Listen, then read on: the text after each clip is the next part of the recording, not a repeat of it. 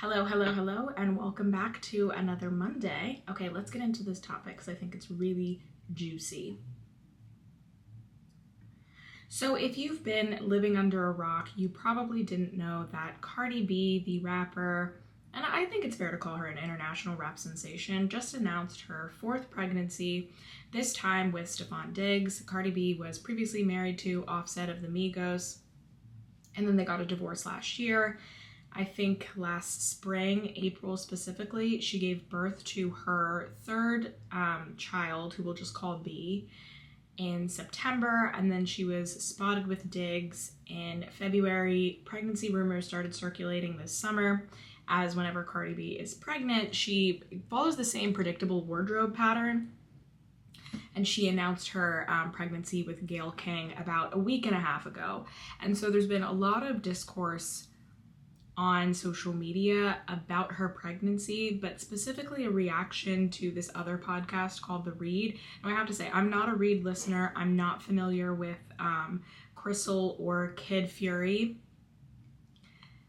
And so I really can't speak to the podcast, but the Crystal made these comments essentially chastising Cardi B for having, a pregnancy. And The Read was, The Read was pretty harsh, but it's also a podcast called The Read, and I just thought that this was a good opportunity to sort of expand on some topics we've talked about a lot on the podcast. If you're new here, some of my earliest episodes from season 1, which was about 2 years ago, really touch on the mistreatment of children and also like the standards of good motherhood are not necessarily based in what is in the well-being of a child, right? If you've listened to recent episodes, then you know that I ended my most recent episode talking about and discussing some of my most controversial opinions. And I have to tell you that almost all of my most controversial opinions, I'm not talking about things that like get people riled up on social media. I'm talking about like people screaming at me at the cookout, like really upset, are about children. I said that the way that we do child custody in this country kind of forces children to bear the burden of the contentious relationship between their parents to make their parents more comfortable. And also, and I think this is the controversial part, a child's life cannot be apportioned into a fair agreement between the parents, right? But I've been thinking about this a lot today, and I've had a pretty good day. Today, my favorite cheesesteak place opened back up, go Birds, and I inhaled it. I did eat an entire cheesecake in 7 minutes. I don't know, I've just been hungry lately. My favorite hibachi place in the city, it's called Uni Hibachi. It's like kind of close to Center City. I don't know what street it's on. I don't have it. This is only relevant if you're listening to this and you're from Philly, but it's open till 2 a.m, which means you can get hibachi up until 2 a.m. at this place. Like you can get dine-in hibachi service. And the best part about it is it's not like terrible hibachi. I believe that hibachi is a curse from God to get you for being so greedy, which is why I hate going out to eat hibachi, because I don't like watching the chef like throw things in front of me. I find it humiliating. I don't want to catch like a shrimp in my, I just want to eat 5,000 calories smothered in pink mayo sauce, and I want to go about my day and I want to go about my business, and I don't think it's fair or even ethical to really make. And then whenever I go to hibachi with like a bunch of people, I get very anxious, because if you're like, how often have you been to hibachi? I used to go to hibachi once a week, every week for like 10 years. So I've ranked. I've also been to many hibachi places in America. This could honestly be a separate podcast episode. The point is that they give men more food than the women, and I don't like that, because when it comes to hibachi, trust and believe, like I will eat like a grown man, and I don't want to be cut off. So the point is that I like to eat my hibachi in a booth, and Uni Hibachi, they just make the hibachi in the back, then they bring it to you, and they just recently raised their prices, but there was a time where you could get a full hibachi meal for $11 with chicken. Now it's $14, which like, okay, it's not the biggest deal in the world, but yeah, I went to go get some by myself on Friday night. My boyfriend and I went on a date to take the long walk, and then I was like, fuck, I want some 1 a.m. hibachi. little solo date moment, and I sent my boyfriend a picture, and then 6 minutes later I sent him the fork, and he was like, Jesus, proud of you, girl. And I was like, yeah, I know. Where was I going with this? Oh, yes, I had a pretty good day because of the cheesesteak. Also, it's Matthew's birthday. If you're watching this on YouTube, you can see that I'm watching or wearing my Matthew shirt. Matthew is maybe 10 years old. We don't actually know what his birthday is because he's a shelter cat. They just found him on the street. He got adopted out of the shelter when he was a kitten. And then they brought him back when he was around 3. And then he lived in the shelter for a year until he was 4. And then I brought him home, which is why I think he has mental health issues and he's very clingy. And I thought we were going to do a whole bit where we sung him happy birthday on the podcast, but he like really likes watching football. I don't know. I guess a masculine presence in his life is doing a lot. But you know what I don't think does a lot? Having a dad. Okay, no, because to segue back to the actual reason why we're here and why you're listening to this podcast to hear me talk about Cardi B. And if you're new here and you're like, did we just go on a tangent to nowhere? Yeah, that's the joy of it. That's the joy of it. Okay? Some people find it charming. Just bear with me.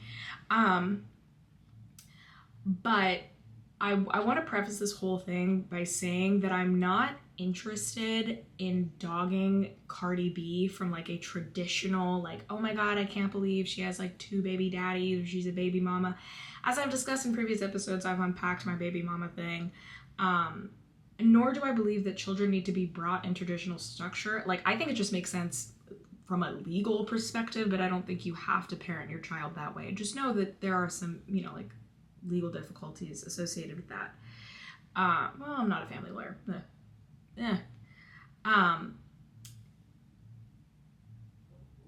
But so much of the criticism lodged at Cardi B is just kind of rooted in misogyny, and I'm not interested in participating in that. Like, I will be the first to tell you that I think we place too much importance on dads. I don't think that a child needs a dad. I think that a dad is a wonderful thing to have, and I love my dad, but a family structure not including a dad is perfectly fine. Whenever people talk about like children need a man in the home, like I do find it kind of homophobic. First of all, because lesbians can raise children, right? Like there are single mothers, there are non-binary parents, there are grandmothers raising children. Like you do not necessarily need a father or even a father figure to be parented successfully.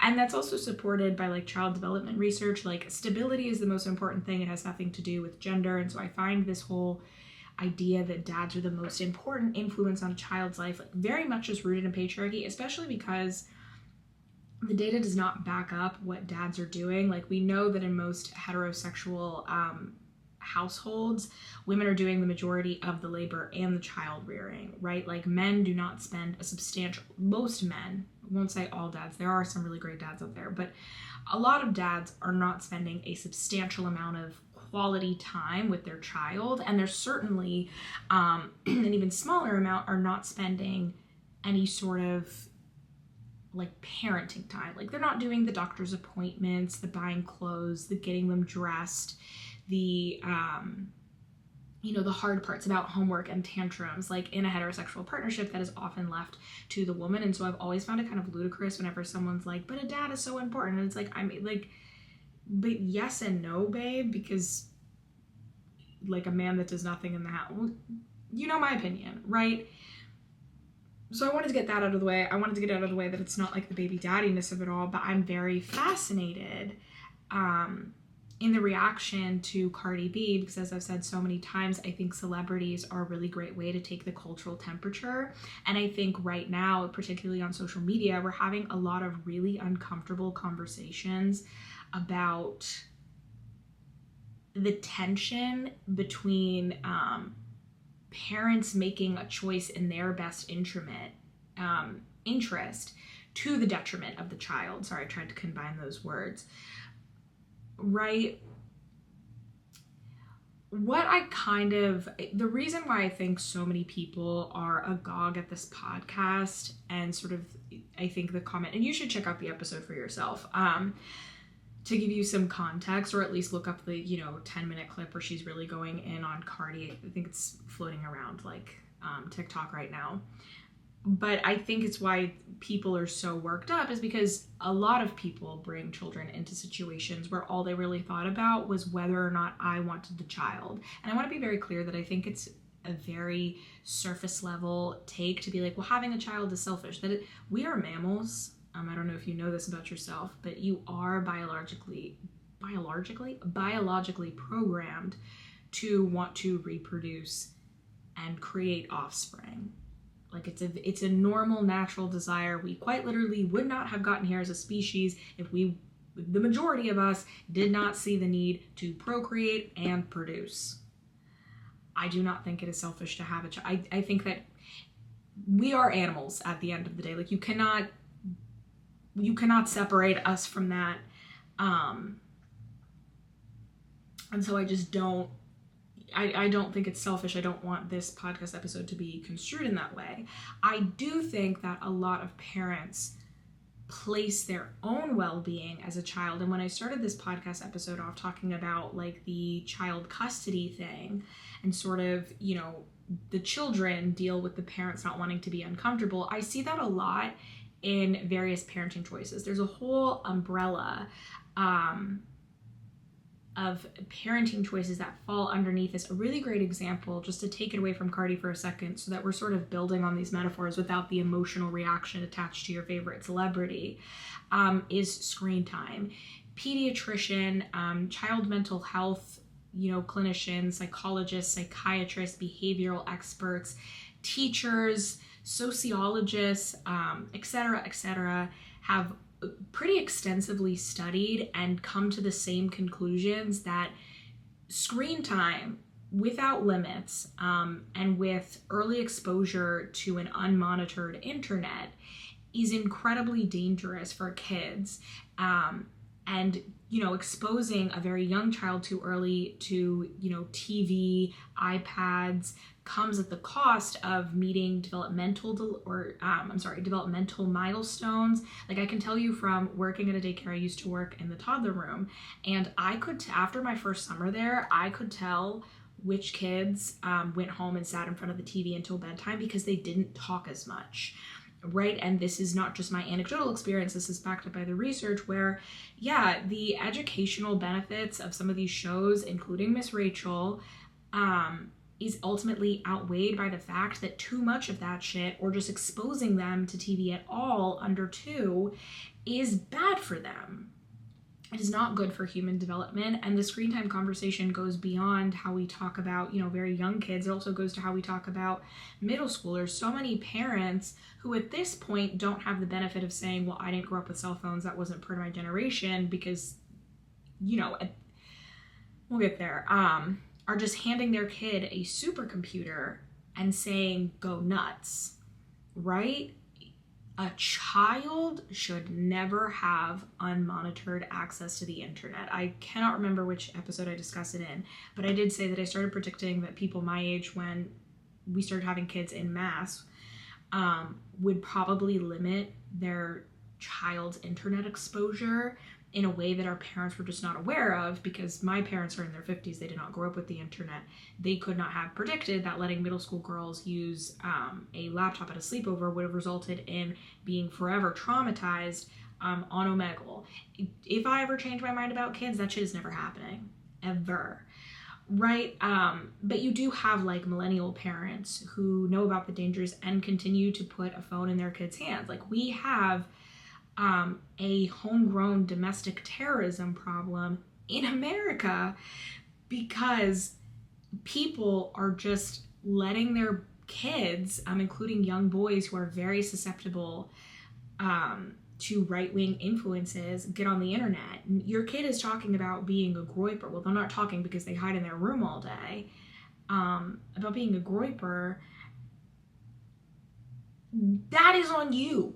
Why did you give them that phone?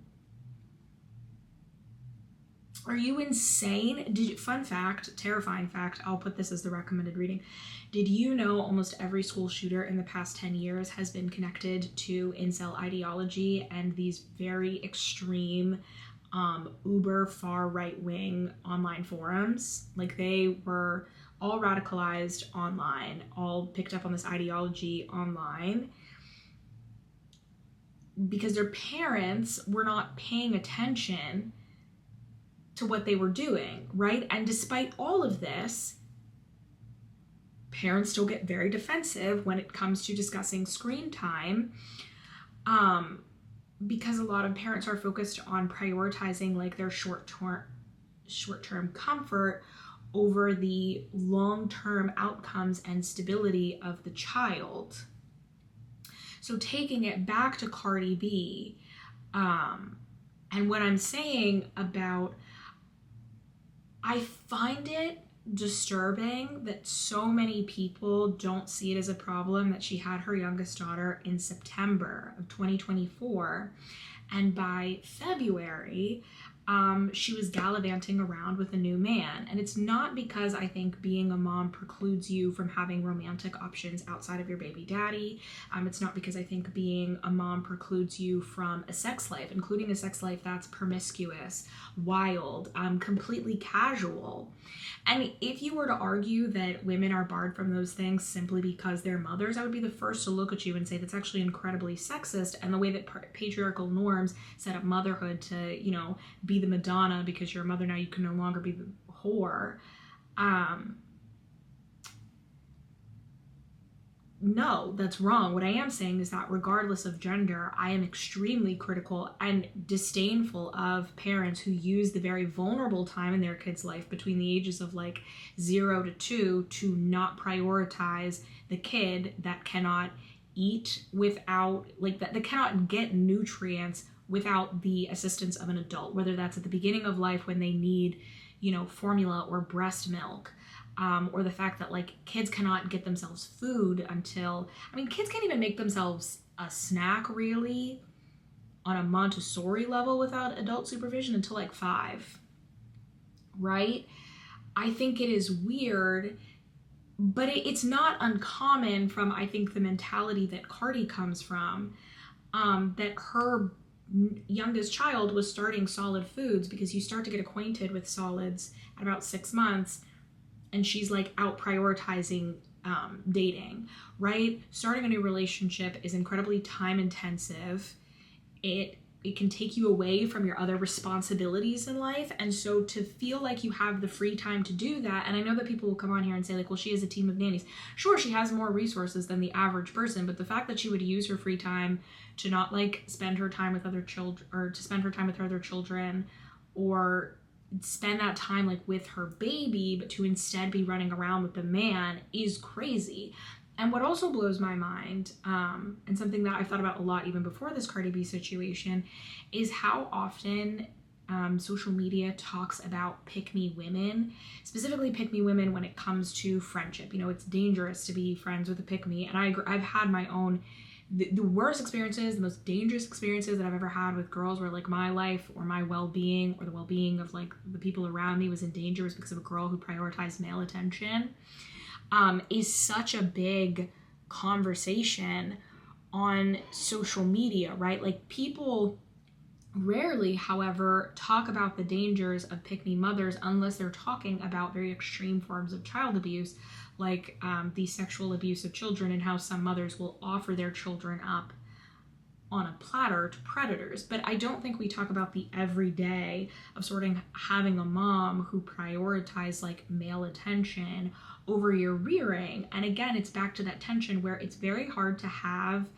a discussion about a negative parenting choice when it applies to so many parents, right? Because I don't want to, again, what I'm saying to be misconstrued. I know it's a sensitive topic, and people, you know, when emotions run hot like this, are liable to misconstrue my words.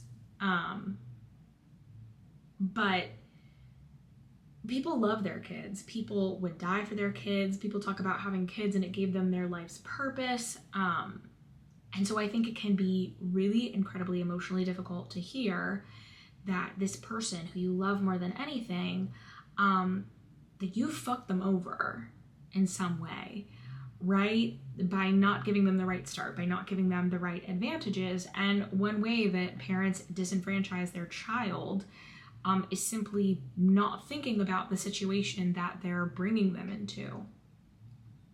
Is it,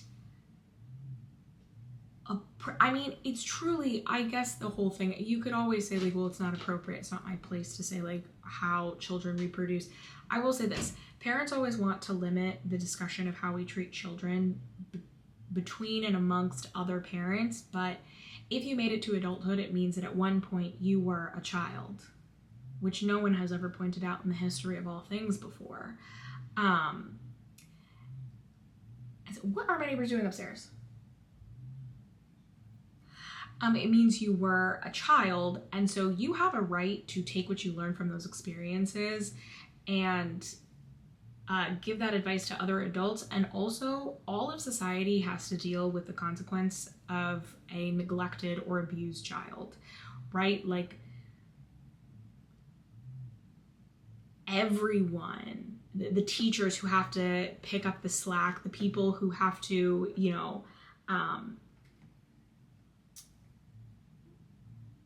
it's on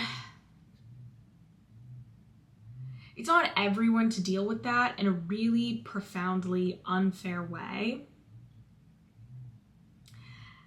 And, oh no, something's going wrong with my live. 1 second. Hello! So I guess anybody could say, like, it's not really your place, but then again, like, all of society deals with the fallout of this type of negligent parenting. And I really wish more people stop to think about the fact that when you choose to have a baby with someone, like, that baby grows up and becomes a person. And so many people are only invested in babies in so much as it brings them, like, it solidifies the relationship between them. Cardi and Stefan Diggs are probably never going to work out.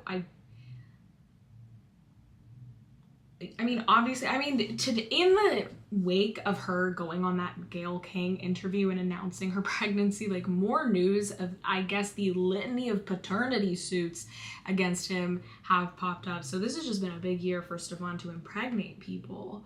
Nasty.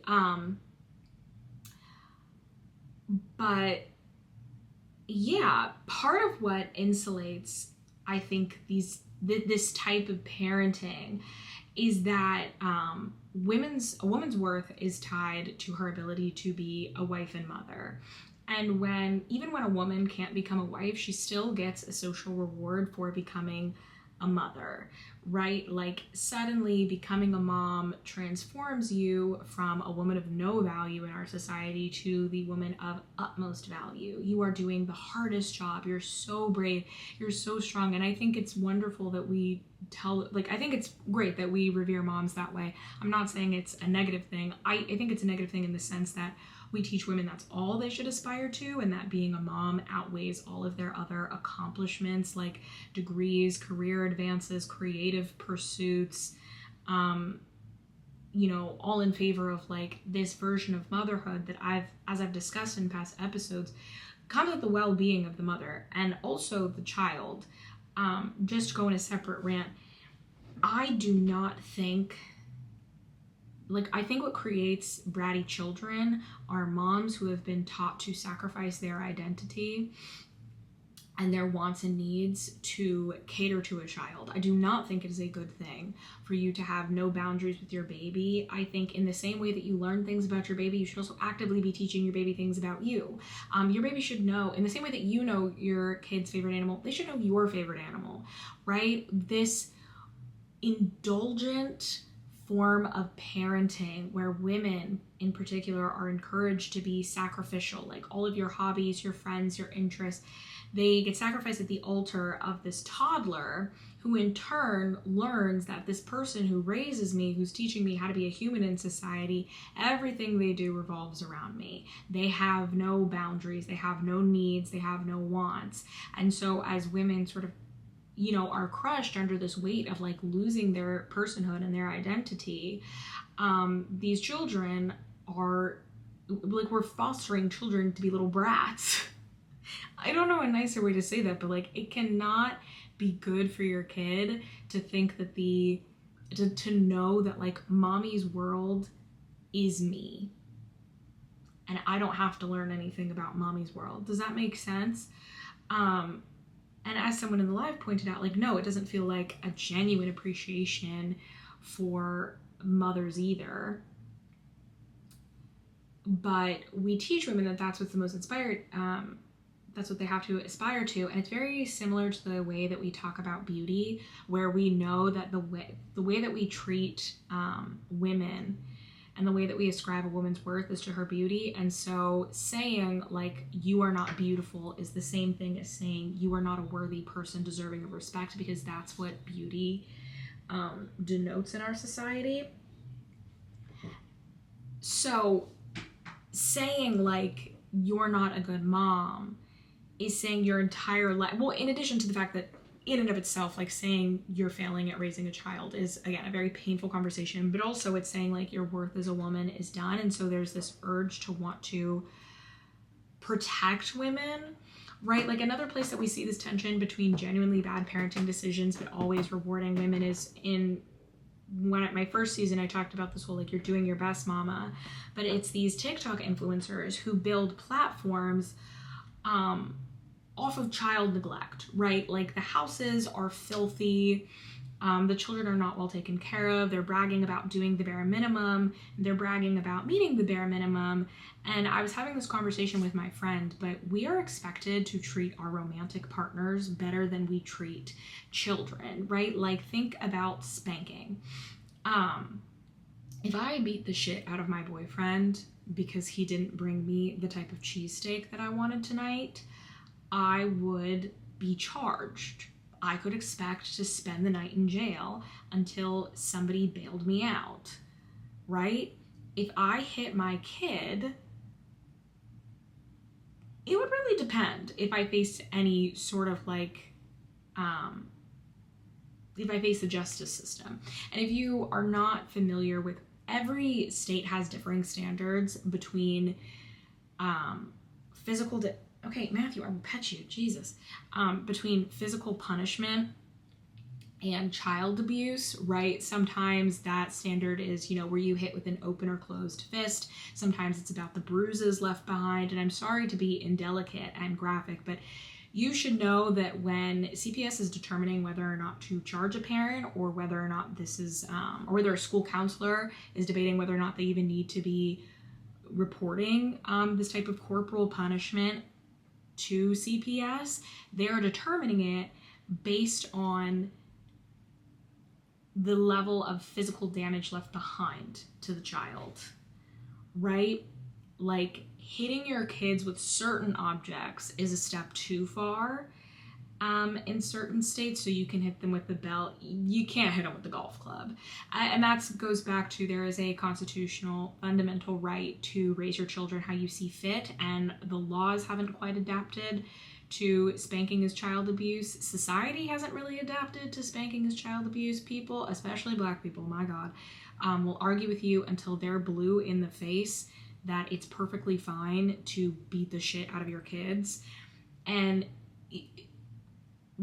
decades upon decades of research has shown that corporal punishment, whether you think it's light and whether you think you're not hitting them that hard, has psychological and physiological consequences for the child, right? First of all, your child's nervous system doesn't know the difference between you beating them to a pulp and you smacking their hand. Like the act of their caregiver, their primary caregiver, hitting them like that, produces negative psychological effects and negative physiological effects, right? It raises cortisol, it raises stress. Physical abuse can send girls into early puberty. Physical stress like that can stunt a child's growth. Obviously, it leads to mental health consequences, right? The point is that I could not treat Trey like that, but if we had a child and I decided to hit them, I could absolutely do that to them, right? The same thing about emotional relationships.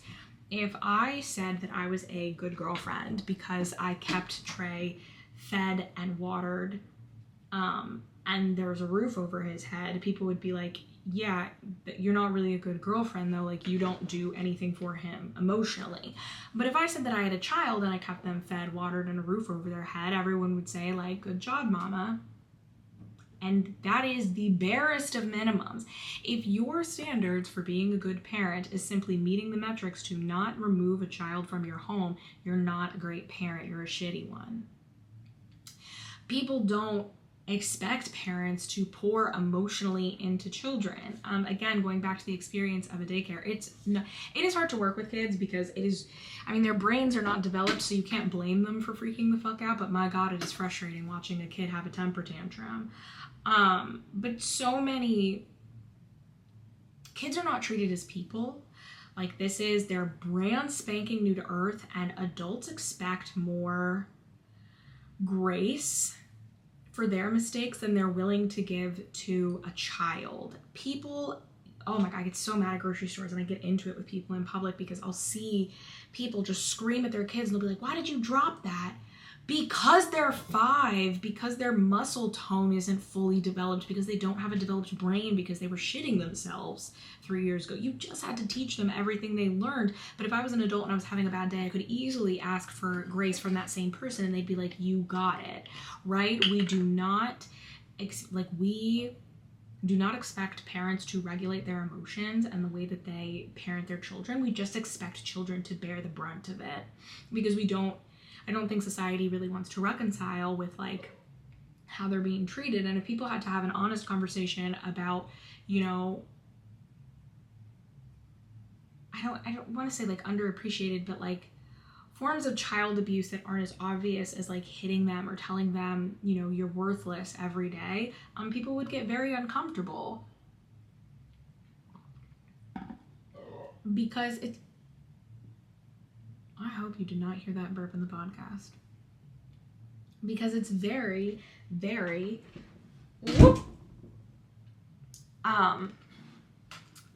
extremely prevalent. And I'm using a lot of adjectives, but I'm just irritated right now. I didn't even get back to the Cardi B part of it. It's going to be a long episode. You cannot listen to your child's emotions in a way that if you did that to your romantic partner, you'd get dumped. If you didn't do dates or activities with your partner, people would recognize that as a flawed relationship. And if you provided no enrichment for your child, well, as long as they have a roof over their head, you're doing your best, and your best fucking sucks, as I've said in other podcast episodes. And it's this lack of recognition that children are human beings is why so many people feel comfortable parenting from these bizarre places. So many people feel comfortable having babies in these situations because they're not thinking about the long-term impact of the child, right? The long-term impact of having a pick-me mom who is taking your developmental years as an elementary school child, I think her oldest is a preschool child, a baby, and running around with a different man is detrimental to a kid's long-term development. And money doesn't fix that. Money doesn't alleviate that. Like, I am saying this from personal experience, from where I was raised and how I grew up, and I know so many kids whose parents gave them everything they could have wanted, always had a ton of toys at Christmas, college paid for, upper middle class upbringing, who are royally fucked from what their parents did to them psychologically, because money is not everything, and the inverse of that, poverty is not a prerequisite for this type of like child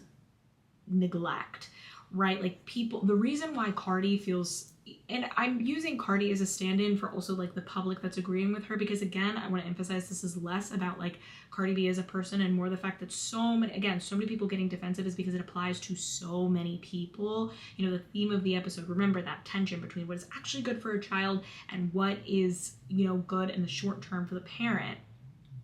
The reason why these parents will always say like they're taken care of, they want for nothing, is because they think that's all it takes, right? And they often measure their parenthood at a time when kids are predisposed to like really be obsessed with you. Like, unless you are a horrifically abusive parent, your child will think the world of you when they're a very, very small child and like throughout elementary school, right? Like that is just the way human beings are wired.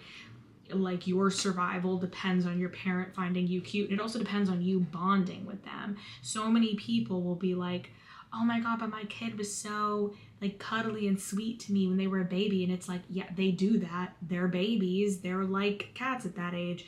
The real test of good parenting is, can your adult child stand you? And yeah, most adult children of pick-me mothers cannot stand the parent. It's like bragging that like, oh my God, my puppy won't stop trying to play with me. They do that. It's kind of their thing. Similar to your 4-year-old kind of being obsessed with you. It's a developmental stage. Yes, they also love you. You have a great bond with your child. And if you're listening to this and you're a parent and you're like, oh, my kid doesn't love me, that's not what I'm saying. Speaking of cats, where is he? No, he's behind me. But I just, the kids who are born to parents who clearly only had them because they wanted to trap the other parent, like women that get pregnant just to keep a man around, like, those are the kids that don't get read to once they're not cute little babies, right? I find that unless someone's like truly a monster, most people are invested in the baby stage. But once the baby starts expressing like opinions and they no longer have baby teeth and, you know, they start to get that BO stink, that's when a lot of parents kind of tap out in terms of like, I want to take you seriously.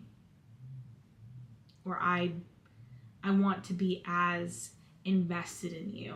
Like, I know this is sick, but every back to school year, you always see parents complaining like, why do I have to buy my children crayons for the classroom, blah, blah, blah, blah. And you go and you look on their page and without a doubt, they're complaining about the circumstances in which that child was born because they didn't think about the long-term potential of like, you know, maybe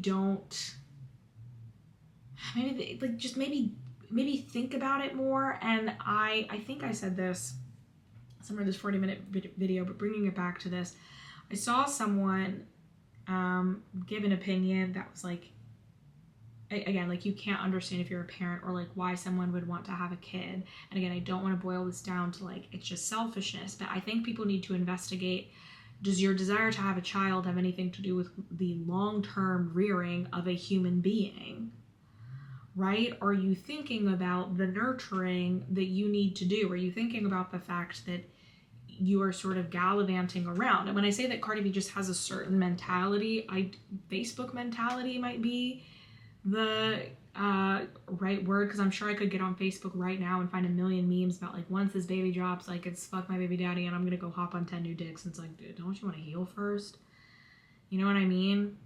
I'm very judgmental of people with extremely young, vulnerable children who decide that that is the best time to do dating, right? Oftentimes when we talk about the sacrifices that parents have to make, again, all of my controversial opinions are about children. I don't think a lot of parents are, like, yes, they're sacrificing like sleep and the sanity that comes from not getting a lot of sleep, but I don't think, when you look at how many children are not being read to by their parents, like how many children simply cannot read because their parents won't sit down with them and read them a fucking book at night. You're prioritizing not wanting to read to that kid over the long-term development of that kid being able to read. Look at how many kids don't do homework. Look at how many kids give up on their teens. Again, poverty is not a prerequisite for this behavior, and I want to really make it clear that all the stories I'm about to tell are coming from growing up in like a affluent neighborhood with peers whose parents had similar income levels. My neighbors, once they turned 18, which was I think in like September of senior year, their parents moved back to their home country, left them there in that house. Obviously, within 2 months of being gone, it got turned into a party house. Like they were it was filthy.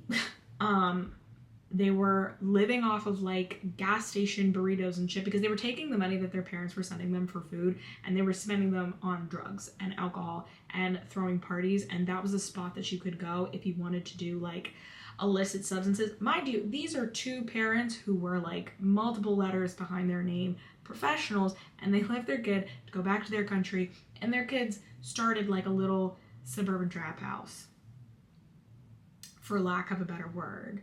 I knew a girl who's, again, when she turned 18, see the episode where I talked about how red shirting was common in my district, but when she turned 18, like her mom decided to move across the country, left her with some money, and then obviously my friend stopped showing up to school, and the only reason that someone found out was because a truant officer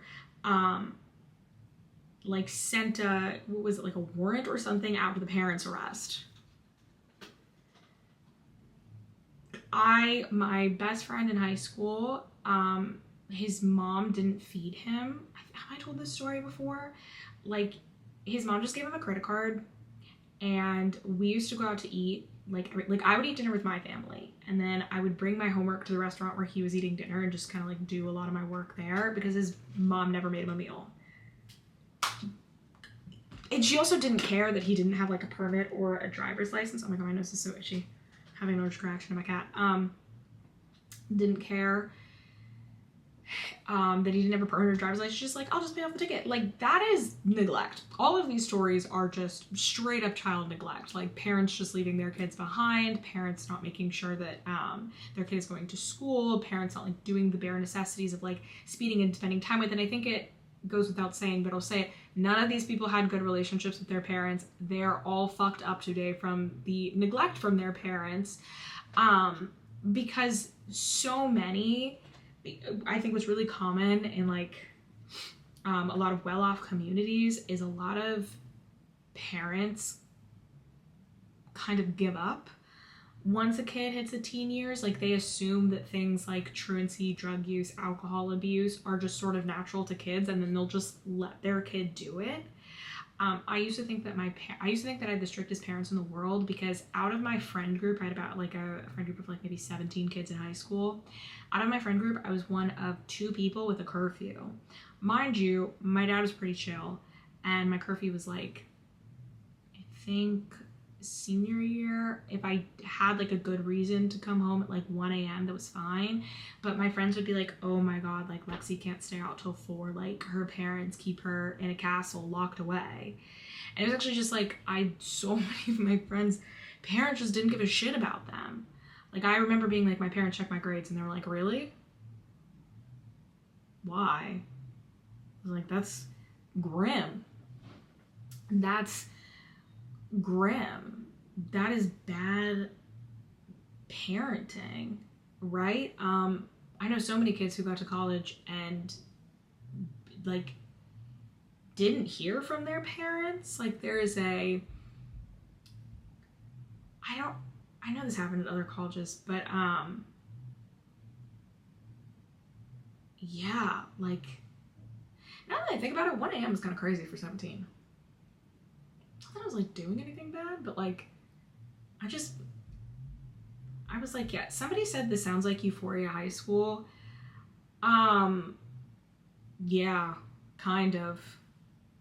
That was definitely it was a district where parents were like, well, I know you're gonna drink, so I'd rather you just drink in the basement, and I'm just gonna take a bunch of kids' keys. This is why I was not allowed to have sleepovers. Well, somebody made the mistake of telling my very Christian mother, they're like, well, we have alcohol, but we're gonna take their keys. Mom was like, oh, you've lost your ever mind. Hang up on you and now you can't go. But it's very crazy. It's very like, so whenever people talk about money, like sort of precluding all these issues. Like, no, I know kids who are fucked up. Like, I remember meeting this incredibly wealthy kid in college. Just, wow. Without saying too much, we Googled him and like palaces and stuff came up, and his parents knew nothing about him. They didn't pay attention to him. Like, I don't know. This was kind of a tangent, but I think going back to like the discussion of poverty, people who parent in poverty are bastardized and demonized, I think very unfairly so, because we blame poor people for the conditions of poverty and don't realize that it's a systemic choice by our governments and the powers that be to keep people in these inhumane conditions. And it's also very expensive to be poor, and it's very difficult to get out of poverty. And so I think people are very quick to sort of demonize and say like, oh, well, all these behaviors, like, you know, Cardi B is out of the Bronx and like she's not gonna be raising her kids like that. It's like, no, like those kids, God forbid, but like those kids are still gonna have issues. They're just gonna have issues. And they also went to a private school where they will also run into other kids who had issues across the board. Another controversial opinion about kids is I don't think very many people are well equipped to be parents. And I'm not saying like, you can't institute a test, you can't make any sort of government regulation, see the history of segregation and blah, blah, blah, blah. I'm just saying, personally, I do not think most people think about the impact of raising a child. Another thing under this sort of umbrella is whenever people have the discussion of like, how many kids is too much, right? The anecdotal experience of kids who grow up in big families, again, like the child development research about the attention really that parents have to spare for kids who grow up in big families falls on deaf ears to the parents or prospective parents of these big families who don't want to hear that after a certain child number, like you really cannot give that much attention to each individual child, and it becomes like a factory line, and the burden always falls on the oldest kids, particularly the oldest daughters, who are then conned into parenting children that they didn't ask for, so that you can keep these fantasies going. Like so much of what is stopping parents from realizing that they are actively harming their kids is that the people that they are abusing, or at the bare minimum neglecting, are children who are not fully formed human beings capable of expressing themselves in the same way that like you and I as adults can express ourselves and express our conditions and the indignities of our conditions, right? So much of it is because they are relying on like oldest daughters to shut the fuck up and like babysit their siblings like they're a kid, so that mom and dad can go have some privacy to make some more.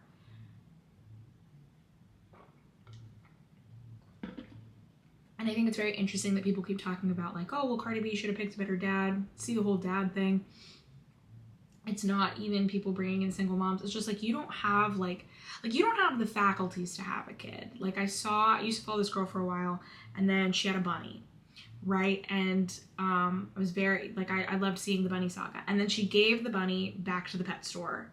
I think she like got a bunny from a pet store. She had it for like a couple months, and then she's like, I cannot keep up with a bunny.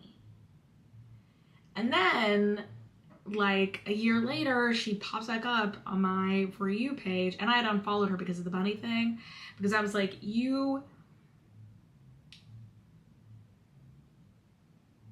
having an animal is a huge responsibility, and you should know like the full scope of that responsibility before you decide to. If you're watching this on YouTube and you're watching me just like scratch my face constantly, I am so allergic to Matthew, and I'm totally having a flare up right now. Oh my god.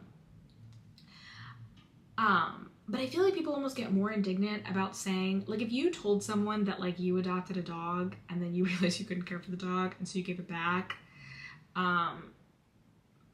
like people, because let me finish the story and this will make sense. The girl a year later is like, okay, like I'm pregnant and I'm ready to take care of this baby, and it's like, holy fuck, like Obviously I didn't comment this, and I'm not gonna, give any more details, but it's like, god damn, like, you couldn't even take care of a bunny. You're gonna have a baby. You should not have a baby.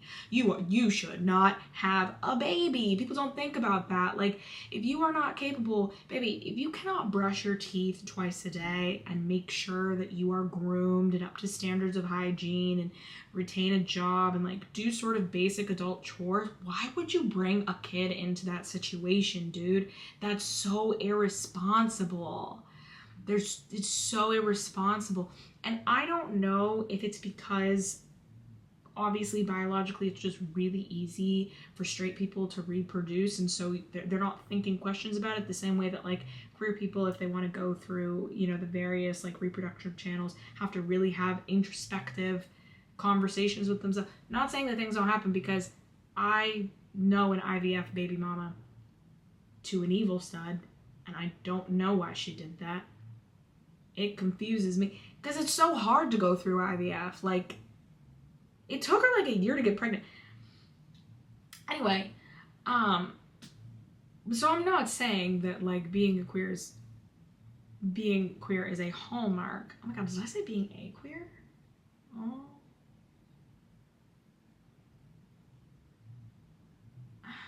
No, that's not what I meant. Y'all know my heart. And that is, I often trip over my words on these podcasts. So I don't know. I hope nobody beats my ass about that.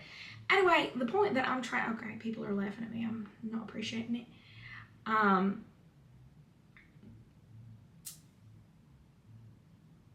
What was I talking about? Oh. Right, so not my camera heating up and dying. Anyway, just wanted to make the point that I'm not saying being a queer parent automatically makes you a better parent, but it's just so easy for straight people not to think about reproducing in any sort of like meaningful way. And I will end it with, I had never been more frustrated with the TikTok than I had made, than I think it was like the summer of 2023, when I talked about how easy it is to not get pregnant. And so many people looked at me crazy, and that's when I realized so many people refuse to use birth control but also don't believe in like abortion, which, okay, you don't want to do it for yourself, that's fine. I'm not like a Fox News caricature of a leftist like telling you that like, yeah, everybody gets their mandated state abortion on the first of the month. Whether you want it or not, you're gonna get one. I am just saying that, like, as somebody put in the live, they were like, oh, well, I have cousins who, for religious reasons, don't use birth control. Your cousins definitely believe in a religion where abstinence is the rule until marriage. So fully commit to following the rules, or like, don't. Like, people were acting like I said something crazy. Birth control is extremely accessible. And I fear that whenever people talk about birth control, they think you're only talking about the pill. A condom is a form of birth control, okay? Condoms are everywhere. You can thank AIDS activists and the hard work that they had to do to make sure to like stop the spread of AIDS, that condoms are cheap. They are available literally everywhere. If you ever pass like a county health building, they will give you condoms for free. You can take as many as you want. Your college, if you go to a cool college campus, not like a religious one, your college is giving out condoms all the time. A condom is a form of birth control. You can use a condom. It is 2025. You can get condoms that feel like nothing. Okay, it's not just the pill. It is 2025. There are non-hormonal forms of birth control. There are forms of birth control that vary on the level of invasiveness, right? But what is not a form of birth control is pull it and pray and the fucking natural planning cycle. Two methods endorsed by people who always have a shit ton of kids. It doesn't work. We are living in modern miracles. And if all else fails and you want to know the most 100% reliable form of birth control, birth control, not having sex, abstinence, stop P from going in V. You could do that. There are other holes. You really wanted to be serious about it. Like, it's just people act like a stork came to them and delivered a Dumbo baby and was like, you know what? It's your time, and like you couldn't escape it, and it's actually extremely, extremely preventable. Humans are not fertile all the time. We're not like pandas, but we're not like, you know, we have fertility windows, right? Like, I don't, and people were losing their minds in the comments. They were like, yeah, but they're not 100% reliable. And it's like, yeah, but when taken effectively, like, I'm so sorry, but I just don't believe you. And you're like, everyone I know in my life, like, their IUD failed. And it's like, I just don't think that's true. Sorry, like, you, and then the misinformation around cycles and this whole, like, follicular phase, my ovulation phase, when I'm in my luteal phase, I'm a stupid fucking idiot. That's why I don't believe I can work. Like, that's not helping the misinformation. But birth control is very accessible, and you should take advantage of it while it's still accessible, right? It's very low cost. Like, again, people worked very hard to make sure that you can get the pill for very, very cheap. And I just don't believe anyone when they say I'm very serious about not becoming pregnant. Like, if it was that serious, stop having sex. The reality is that people don't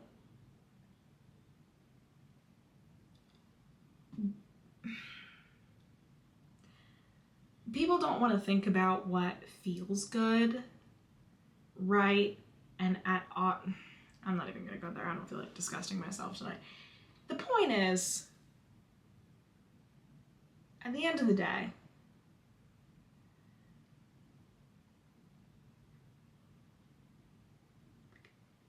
it's not about the well-being of the child. It's not. People just kind of collect them, and then you're probably surrounded by other people who just collect kids as Pokemon cards, or sort of see it as like a natural, you know, like they just see it as an inevitability that you're going to wantonly reproduce and, like, you know, not give your kid the best, not try to do right by them.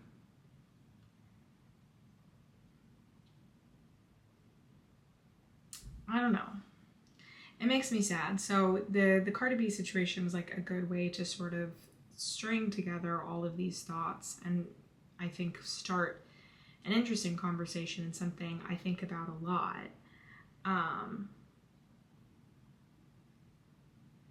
But it's just to emphasize again, even though I've said it like 3 times, people are having, like, people are so triggered because it applies to so many people. And obviously Cardi B is getting a different response because she is a light-skinned Dominican woman, as opposed to the other, you know, Black female celebrities who've been torn down, like Halle Bailey, Naomi Osaka. We talked about that on here. Keke Palmer, Monaleo, Flo Milli, all of these women. And again, like I said, it's obviously the colorism, desirability, and sort of ethnic politics at play and why Cardi B is getting a softer read. But it's also because I do not think it's relatable for most people to be at the apex of their career, you know, a substantial career like that, and then get pregnant in a way that just sort of wantonly reproducing is for some people.